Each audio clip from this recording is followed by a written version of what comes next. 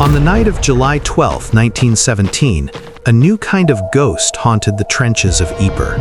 It arrived not with a bang, but with a soft pop and a faint, sickly sweet smell, something like mustard or rotting horseradish. Within hours, soldiers who thought they had escaped the shelling began to claw at their eyes. Their skin bubbled into massive, agonizing blisters, and their lungs began to melt from the inside out. This was mustard gas, the most dreaded chemical weapon of the Great War. But what these dying men couldn't have known was that the very poison destroying their bodies held a secret, a hidden property that decades later would be distilled into the world's first successful weapon against cancer. The trenches of Ypres. To understand the miracle of chemotherapy, we must first look at the horror of the gas.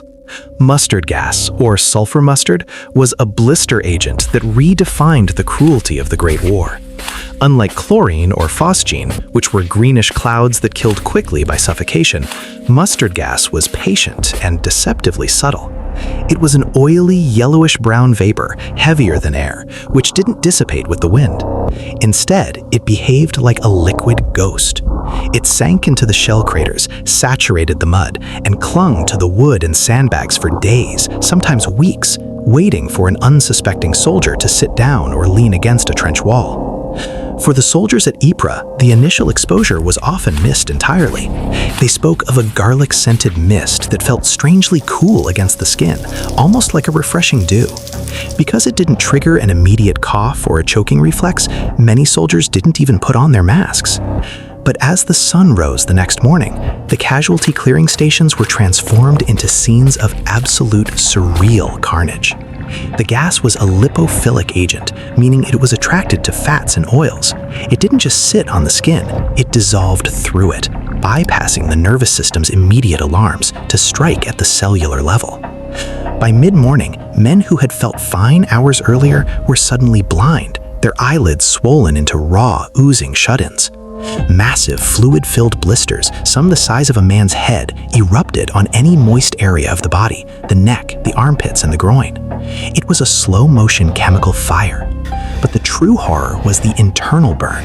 When inhaled, the gas stripped the mucosal lining of the bronchial tubes in sheets, leaving the lungs to fill with their own fluids. These men weren't just dying, they were drowning in a dry trench, gasping for air as their respiratory systems turned to liquid. However, as the first few days passed, medical officers noticed a second, more mysterious wave of death among the survivors. Patients who had survived the blisters and whose breathing had stabilized would suddenly spike high fevers. Their gums would bleed, and they would succumb to massive systemic infections that their bodies seemed completely unable to fight. When doctors performed autopsies on these delayed victims, they discovered a startling anatomical anomaly. The bone marrow, usually a vibrant red and teeming with the production of life, had turned into a pale, fatty, and lifeless mush. Their white blood cell counts had plummeted to nearly zero. The gas hadn't just burned their skin, it had systematically erased the body's internal defensive infrastructure. To the military doctors of 1917, this was merely a terrifying new way to die, a white cell rot that ensured no one truly escaped the trenches. They couldn't have imagined that this specific ability to annihilate rapidly dividing cells would one day be the foundation of a cure.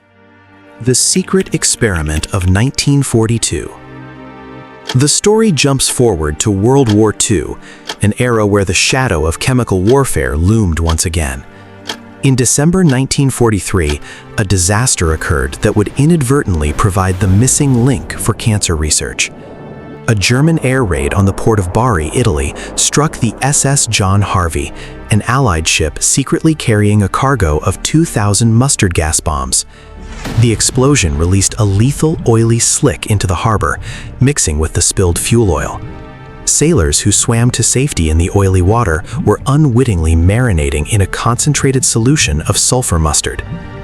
A young medical officer named Colonel Cornelius Rhoads was sent to investigate. He observed that while many survived the initial burns, their white blood cell counts crashed just days later.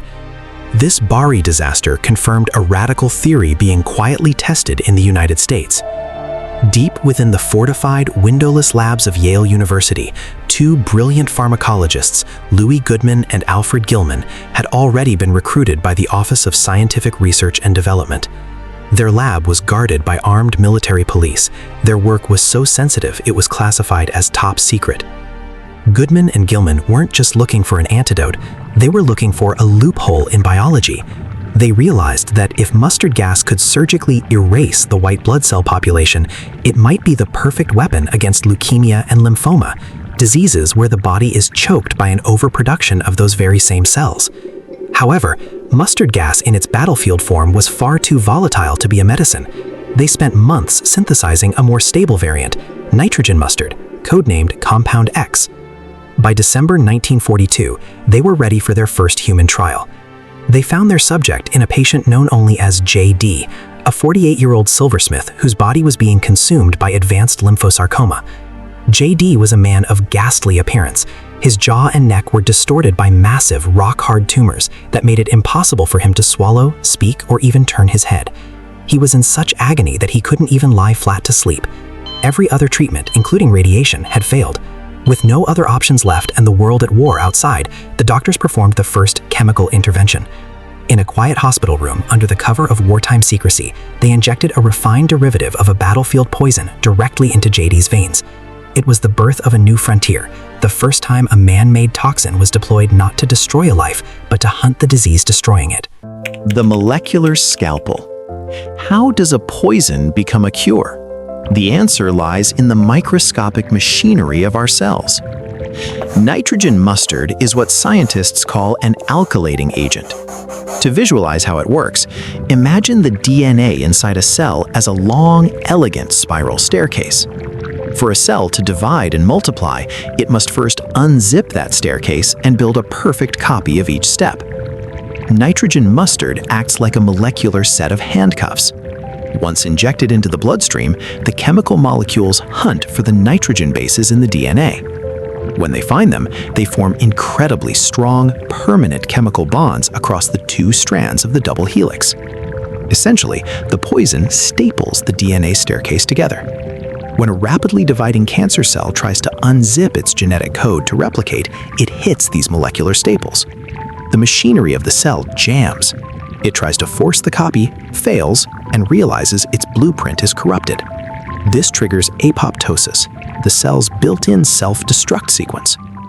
In the case of JD, the results were nothing short of a medical haunting. Within just 4 days of the first injection, the rock-hard tumors in his neck began to soften. By the 10th day, they had significantly receded. By the end of the month, the massive growths that had threatened to suffocate him had simply vanished into his bloodstream. To the doctors at Yale, it was as if they had discovered a liquid scalpel, a weapon that could navigate the labyrinth of the human circulatory system to find and execute cancer cells wherever they hit. But the victory was shadowed by the same grim biology witnessed in the trenches. The molecular handcuffs didn't have a GPS. They couldn't distinguish between a lethal cancer cell and a vital healthy one. They attacked everything that moved fast. While the tumors were dying, so was JD's healthy bone marrow and his intestinal lining. For a few brief weeks, it looked like a miracle. JD was able to eat, speak, and breathe again. But because the poison eventually erased his healthy white blood cells, just as it had done to the soldiers at Ypres, the treatment had a hard ceiling. The cancer eventually adapted, the healthy cells were too depleted to continue, and JD passed away early the following year. Yet the proof of concept was undeniable.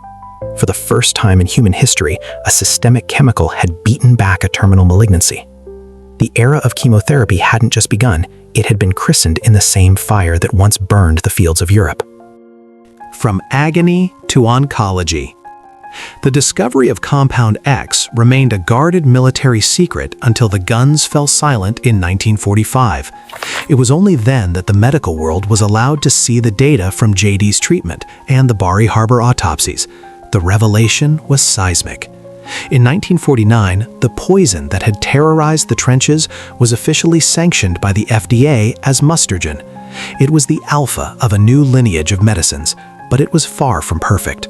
It was incredibly toxic, and patients often traded a few months of life for weeks of excruciating sickness. However, mustagen was just the beginning of a chemical arms race against cancer.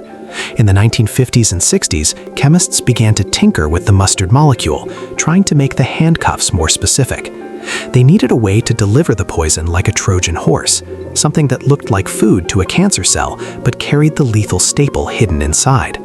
This led to the development of cyclophosphamide, a direct descendant of nitrogen mustard that remains a staple of modern oncology today. We eventually learned to combine these poisons, a strategy called combination chemotherapy. By using multiple variants of these molecular weapons at once, doctors could hit the cancer from different angles, preventing it from evolving resistance. The white cell rot that killed soldiers in 1917 became a manageable side effect that oncology nurses now monitor with precision. Today, when a patient sits in a brightly lit clinic receiving an infusion, they are receiving a highly tuned version of the same lipophilic agent that once sank into the mud of Ypres. The internal burn has been tamed, transformed from a method of mass slaughter into a targeted strike that has saved millions of lives. We often think of medical progress as a series of clean ivory tower breakthroughs, but the reality is far more complex and gritty. The modern oncology ward is, in a very literal sense, built upon the scar tissue of the 20th century.